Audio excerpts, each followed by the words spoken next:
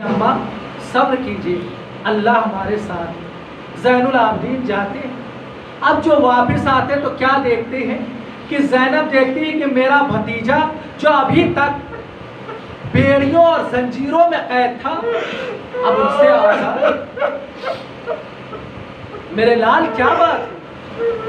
ना फूफी अम्मा यजीद ने हमको रिहा कर दिया है, हमको आजाद कर दिया है। उसने ये कहा है कि चाहो तो शाम में रहो, चाहो तो मदीने अपने घर चले जाओ। ज़ैनब देखो कितना बड़ा फलसफियाना गुफ्तगू करती है, कहती है देखो यजीद से कहो जाकर हम ऐसे आजाद नहीं होंगे, हम कुछ शर्तों पे आजाद होंगे। यजीद ने कहा शर्तें क्या है? यजीद ने कहा शर्तें क्या है? ज़ैनब ने शर्तें बनवा के बताया कि देखो यजीद हार गया, हम जीत गए, हम मत का ऐलान करते हैं कि उसने हमारी शर्तें मानी है। यजीद से कहा मेरी शर्त ये है, पहली शर्त ये है कि जो सर तुम्हारे पास है उन्हें वापस किया जाए, हम गिरिया करना चाहें। दूसरी शर्त यह है कि हमारे लिए एक ऐसा घर का बंदोबस्त किया जाए कि वहां पर अपने शहीदों का मातम कर दें, इसलिए कि हम अभी तक रो नहीं सकते। तीसरी शर्त यह है कि जो हमारे तबर्रुकात है उन्हें वापस किया जाए। घर का बंदोबस्त किया गया, घर में तमाम बीबियां बैठी। सैयदा सज्जाद को ज़ैनब ने उठाया, उठाने के बाद बीच में बिठाया, चारों तरफ से बीबियों का हल्का, हर बीबी ने पुरसा दिया ऐ ज़ैनुल आबिदीन तुम्हें तुम्हारे भाई का पुरसा, ऐ ज़ैनुल आबिदीन तुम्हें तुम्हारे बाबा का पुरसा, ऐ ज़ैनुल आबिदीन तुम्हें तुम्हारे चचा का पुरसा।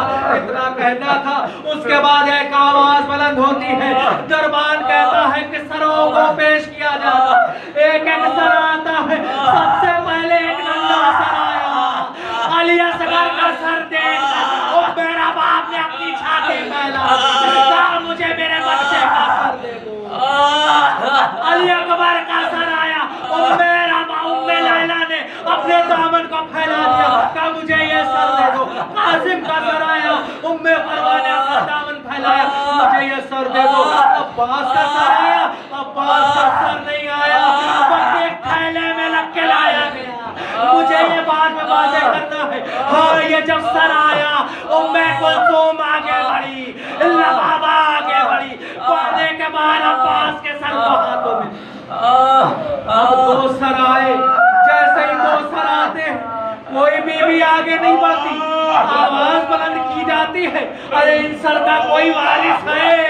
अरे जब देखा कोई आवाज नहीं आई, कोई आगे नहीं बढ़ा, कुछ बीबियों ने जो शाम की रहने वाली थी उन्होंने कहा शायद इसकी माँ या तो आई न होगी या रास्ते में मौत हो गई होगी।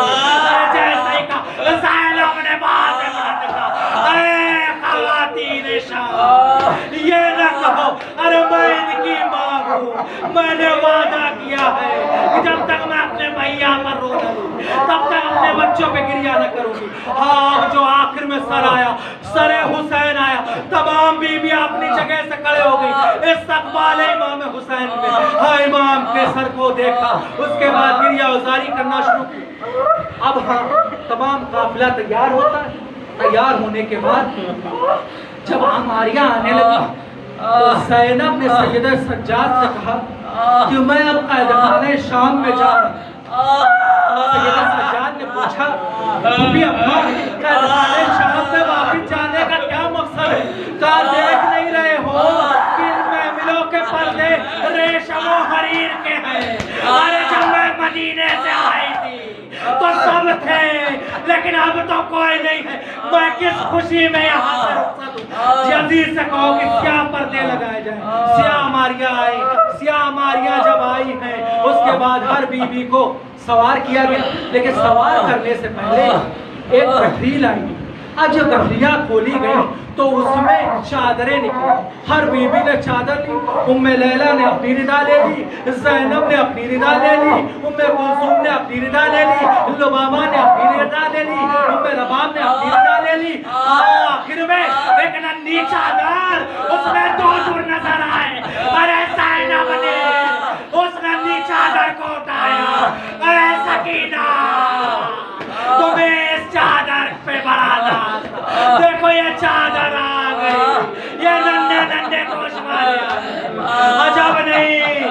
सकीना की कब्र लर्जी हो। आओ ऐ फूफी अम्मा को आपकी चादर जज़ाकुमुल्लाह खैरल जज़ा। खुदा कोई गम न सिवाय गम सैयद शुहदा के। आज अरबईन है, लिहाजा आप लोग बढ़िया औसारी कर लीजिए। बड़ा सवाब है, आज आपके पास हर बीवी आई हो। अरे आप अपनी आंखों से एक कतरा जरूर बहाइएगा कम से कम, इसलिए कि शहीद पे गिरिया करना, जिस पर रोया नहीं गया, जिसको बेगौरा कफन अरे दफन किया गया था। हाँ जब तमाम तबरुकात तकसीम हो गए, एक एक बीवी को सवार कर चुके, आखिर में जनाब फिजा बची हैं, जनाब ज़ैनब बची हैं। जनाब ज़ैनब कहती हैं अब्बा फिजा आप सवार हो जाइए, मैं आपको सवार करती हूँ। फिजा ने कहा तुम आकाज़ादी हो, मैं कैसे तुम्हारे जरिए सवार हो जाऊँ, मैं तुम्हें सवार करूंगी। अरे ज़ैनब ने अपनी अम्मा का वास्ता दिया, अम्मा फिजा आपको मेरी माँ ज़हरा का वास्ता, अब आप सवार हो जाइए। ज़ैनब ने फिजा को सवार किया। अब महमिलों को गिनना शुरू और उसमें देखना शुरू किया कि हर बीबी अपनी अपनी जगह पे बैठ गई कि नहीं। तमाम बीबियों को देखा लेकिन एक बीबी नजर न आई। कौन? उम्मे रबाब है कि नजर नहीं आती। जैसे देखा उम्मे रबाब नजर नहीं आती, अरे फौरन ही खातीन शाम में से एक खातून ने कहा ए बीबी किसको तलाश करें, एक बीबी जो नजर नहीं आती। हाँ, जब हम कैद खाने शाम से आ रहे थे तो हमने बीबी की गिरिया उतारी थी, आवाजें सुनी थी। जैसे ही कहा जनाब ज़ैनब आती है, कैद खाने शाम में आती, क्या देखती? उम्मूमन जब भी कोई कब्र के पास पहुंचता है या तो सिरहाने बैठ जाता है या पायदी बैठ जाता है या कब्र के बीच में बैठ जाता है, लेकिन उम्मे रबाब पूरे जिस्म के साथ कब्र सकीना को ढाके हुए कह रही है मेरी बच्ची हम मदीने जा रहे हैं, मेरी लाडली क्या तुम मदीने ना चलो। अरे सकीना ने कहा अम्मा बजाइए। अरे ज़ैनब ने दिलासा दिया। हाँ अब ये काफिला चला। जैसे ही दमिश्क से बाहर आता है, दो रास्ते नजर आते हैं। एक रास्ता सीधे मदीने जाता है, एक रास्ता करबला होकर मदीने जाता है। जैसे ही ये देखा ज़ैनब ने कहा कि हम मदीने डायरेक्ट नहीं जाएंगे बल्कि हम करबला होकर मदीने जाएंगे। हाँ इधर अब्दुल्ला इब्ने जाबिर, इधर जाबिर इब्ने अब्दुल्ला पहुंचे हुए हैं और पहुंचने के बाद अपने दोस्त या गुलाम अतिया के साथ कहते हैं ऐ दोस्त ये बताओ कि यहाँ पे मेरे मौला आका हुसैन की कब्र कहाँ है। 20 सफर 40 की तारीख आज भी की तारीख है, आज ही का दिन है। जैसे ही अपने दोस्त अतिया से कहते हैं, उसने कहा मौला मेरे आका देखिए यहाँ पे मुझे समझ में नहीं आ रहा है कि हुसैन की कब्र कौन सी है। कहा क्यों? कहा इसलिए कि बहुत सी कब्रें हैं और यहाँ किसी भी कब्र पे नाम नहीं लिखा हुआ है। जैसे ही ये सुना कहा या एक काम करो, जाबिर नाबीना है, मेरा हाथ पकड़ो और मुझे कब्रों के दरमियान खड़ा करो, मैं बता दूंगा मेरा आका कहाँ पे है। जैसे कब्रों के दरमियान है, अस्सलामु अलैकुम या अबा अब्दुल्लाह, अस्सलामु अलैकुम या अबना रसूलुल्लाह।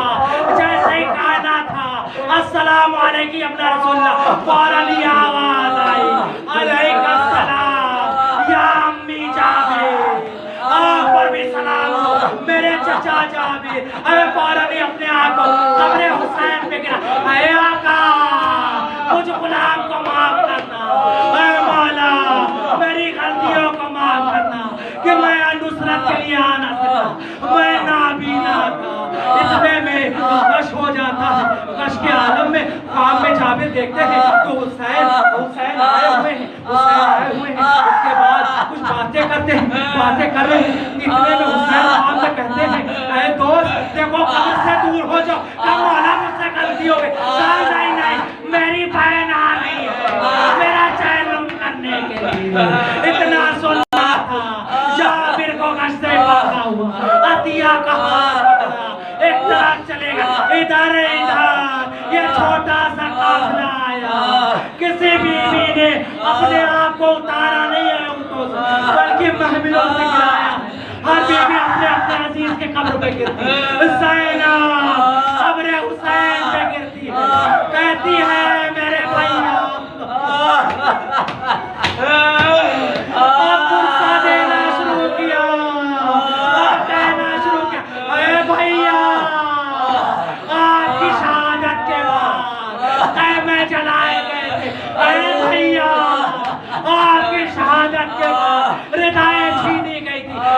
भैया आपकी शहादत के बाद हमें कूफा और शाम की बाजारों में टहलाया गया था। ए भैया आपकी शहादत के बाद हमें दरबार शाम में हाजिर किया गया।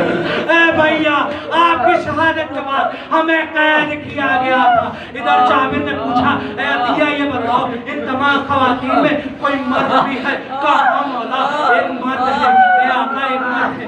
कहा ये बताओ कहीं वो मेरा इमाम तो नहीं है? मौला मैं कैसे जानूं? अरे जाबिर ये तो बताइए, कुछ तो निशानियां तो बताइए। कहा वो मेरा आका 23 साल का जवान है, लंबा कद है, चेहरे पे खूबसूरती है, नूर साते होता है। इतना कहना था। उस अतिया ने कहा मुझे ऐसा जवान नजर नहीं आता। एक जवान एक शख्स जरूर है जिसकी कमर झुकी हुई है, चेहरे पे झुर्रियां है और बुढ़ापा तारी है, बाल सफेद है। अरे जाबिर को पकड़ा, जाबिर को सहारा दिया। जाबिर करीब आते, ए शख्स तू कौन है? ऐसा ही शख्स तू कौन है? उसने कहा ए जाबिर तुमने पहचाना नहीं, मैं तुम्हारे आका हुसैन का फर्जंद अली इब्नुल हुसैन हूं। जैसे ही सुना जाबिर ने गले लगाया, अब जैसे ही लगाना था, अरे पहली मर्तबा किसी ने ज़ैनुल आबिदीन को गले लगाया। अरे ज़ैनुल आबिदीन को गले लगाना। ज़ैनुल आबिदीन ने कहा अरे चाचा